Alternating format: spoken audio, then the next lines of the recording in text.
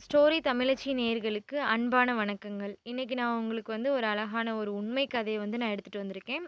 அது என்ன அப்படின்னா, குறத்திக்கல் பாறை. பல ஆண்டுகளுக்கு முன்பு ஒரு அழகான மலையடிவாரத்தில் ஒரு குறவனும் குறத்தியும் வாழ்க்கை நடத்தி வந்தனர். அவர்களுக்கு 2 ஆண் குழந்தையும் 3 பெண் குழந்தையும் இருந்தனர். அவர்கள் வீட்டிற்கு செல்ல வேண்டுமென்றால் ஆற்றை கடந்தால்தான் வீட்டை அடைய முடியும். ஏனென்றால் அவர்கள் வீடு மலையடிவாரத்தில் இருந்தது. நன்றாக சென்று கொண்டிருந்த அவர்கள் வாழ்க்கையில் ஒரு புயல் வீசியது. ஒரு வாரமாக இடியுடன் கூடிய பயங்கரமான மழை பெய்து கொண்டிருந்தது. இதனால் வேலைக்கு செல்ல முடியாத சூழ்நிலை உருவானது. இதனால் குழந்தை குட்டிகள் அனைவரும் பட்டினியும் பசியுமாக இருந்தனர். ஆற்றிலும் வெள்ளம் கரை புரண்டு ஓடியது. என்ன செய்வதென்றே தெரியவில்லை அவர்களுக்கு. வெள்ளம் கொஞ்சம் குறைஞ்ச மாதிரியே இருக்கவும் குறவன் வேலைக்கு செல்வோம் என்று முடிவெடுத்தான். அப்படியே வேலைக்கு சென்றுவிட்டு வரும் வழியில் ஆற்றை கடக்கும் பொழுது திடீரென்று வெள்ளம் பெருக்கெடுத்து ஓடியது. அதில் குறவன் இறந்து போனான். இதை அறிந்த குறத்திக்கு என்ன செய்வதென்றே தெரியவில்லை. நாம் எப்படி இனி தனியாக இந்த பிஞ்சுகளை வளர்க்கப் போகிறோம்? இந்த மலை அடிவாரத்தில் இனி நாம் இங்கேயே இருந்தால் சாப்பாட்டுக்கு என்ன செய்வது? பிள்ளைகளை எப்படி வளர்ப்பது?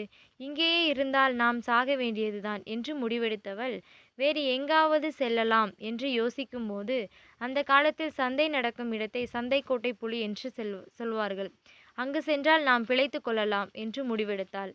அதுவும் மலைக்குள் தான் உள்ளது. அங்கு சந்தை நடைபெறும். அங்கு நிறைய பேர் வந்து செல்வார்கள். அந்த இடத்தில் ஒரு பெரிய பாறையும் உள்ளது. அது 5 பேர் தங்கும் அளவிற்கு தாராளமாக இருந்தது.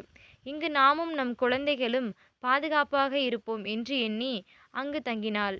அங்கே தொட்டில் கட்டி போட்டு தாலாட்டும் பாடுவாள் அந்த குறத்தி. இப்படியே ஒரு சில ஆண்டுகள் ஓடின.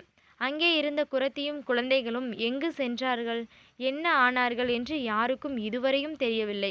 இன்றளவும் அந்த பக்கம் செல்பவர்கள் குறத்தி தாலாட்டு பாடும் சத்தம் கேட்பதாக கூறுகின்றனர். இதனால் அங்கு செல்ல அச்சப்படுவார்கள். இரவு நேரங்களில் அங்கு யாரும் செல்வதும் இல்லை. இதனால்தான் குறத்திக்கல் பாறை என்று இதற்கு பெயர் வந்தது. அப்படியே நம்ம கதை பிடிச்சிருந்துன்னா லைக் பண்ணிக்கங்க, கமெண்ட் பண்ணுங்க, சப்ஸ்கிரைப் பண்ணுங்க. மறக்காமல் அப்படியே பக்கத்தில் இருக்க பெல் ஐக்கானையும் கிளிக் பண்ணிடுங்க. இந்த மாதிரி நிறைய ஸ்டோரிஸ் உங்களுக்காக நான் போடலான்னு இருக்கேன். நீங்கள் கூட எனக்கு கமெண்ட்டில் சொல்லுங்கள், எப்படிப்பட்ட ஸ்டோரிஸ் நான் உங்களுக்காக போடணும்னு நீங்கள் நினைக்கிறீங்களோ கமெண்ட் பண்ணிங்கன்னா அதுக்கு தகுந்த மாதிரி ஸ்டோரிஸ் நான் உங்களுக்காக என்னோடய சேனலில் நான்